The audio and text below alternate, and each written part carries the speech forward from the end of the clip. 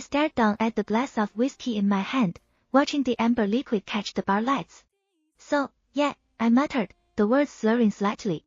That's the story of my fucking life. I gave a bitter little laugh and tipped the glass toward my lips, feeling the burn all the way down. I found out my fiancé was gay, days before the wedding. And not just gay, I snorted, shaking my head. The bastard even hit me. Can you believe that? I turned to the bartender, who was wiping a glass but had frozen mid-motion, his eyes wide.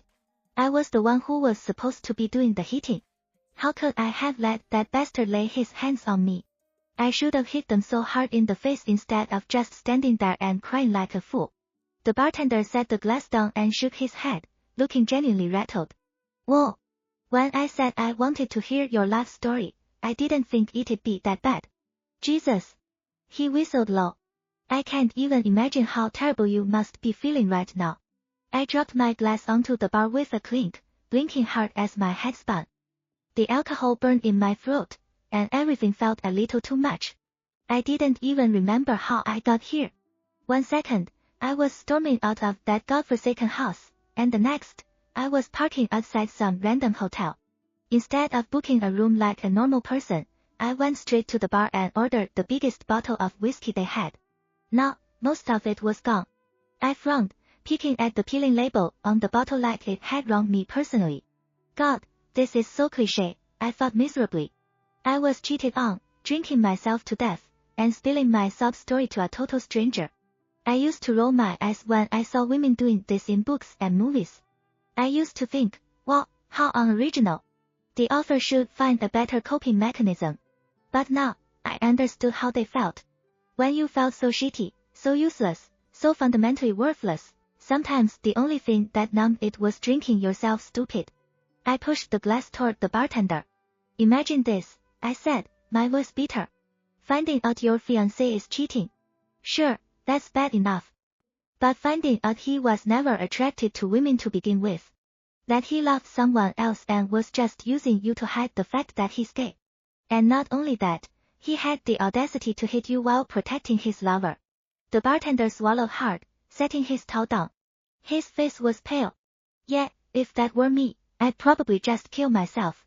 He held up his hands quickly. Don't kill yourself, though. I mean, seriously, don't. He grabbed the whiskey bottle and poured another full glass for me, setting it down like he was offering a truce. This one's on the house. Don't worry, hon, you'll find someone way better. Someone better than that trash. Someone better. I stared at the golden liquid swirling in the glass. Who was better than Charles? I'm 23. Most men my age were just as bad, annoying, childish, and unable to give me the things I wanted. Maybe I should just go for older men at this point in my life. At least they would know how to satisfy a woman and treat her right. I picked it up and tossed it back in one long gulp. I set the empty glass down harder than I meant to and dropped my head into my hands, squeezing my eyes shut. I hated this. I hated this feeling so fucking much. My phone started ringing, vibrating against the bar counter. I blinked down at it, my vision swimming slightly from the whiskey. I stared at the caller ID for a long moment, my thumb hovering over the screen. It was my mother. I didn't want to answer. God, I didn't. Because I already knew how this would go. I could explain everything, I could scream, cry, beg, and it wouldn't matter. It never had with my family. But some small, pathetic part of me still hoped. I wanted to believe that maybe, this time would be different. That maybe she would actually listen. Maybe she would defend me, or at least pity me, right? I answered the call. Mom. I didn't even finish the word before her voice exploded through the speaker. You stupid child. She screeched. What is this nonsense I'm hearing from Charles's family? You broke the engagement. Are you insane? Do you know the wedding is in a few days? I bit my lip, an old, nervous habit I thought I'd outgrown but clearly hadn't. Mom, Charles, he. Shut the fuck up if you can't talk properly. She barked.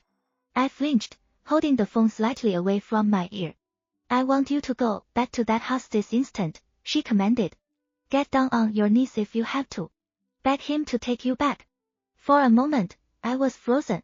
Staring down at the bar, at my empty glass. Mom, I said, my voice shaking. How can I take him back? Charles, he cheated. I caught him with someone else on our bed. There was a pause at her end and I thought she would get angry for me. Maybe she would finally stand by me, but then she laughed mockingly. And so what? She scoffed. Is he the only man who cheats?